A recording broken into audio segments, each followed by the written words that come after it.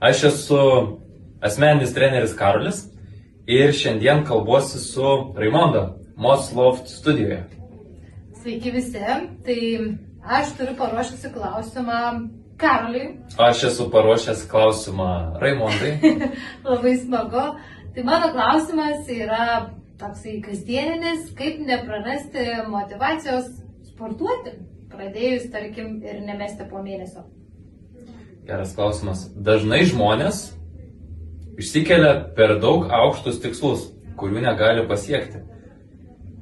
Mano patarimas sportuojantiems ir žmonėms, kurie nenorėtų prarasti motyvacijos, būtų toks, kad jeigu turite tikslą, sumažinkite tą tikslą iki 50% ir tada stenkitės jį įgyvendinti. Pateiksiu pavyzdį. Specialistas jums rekomendavo išeiti pasivaikščioti 30 minučių. Arba kažkas rekomendavo treniruotis valandą laiko. Tai pats geriausias būdas nepamesti motyvacijos būtų sumažinti tą laiką pusiau.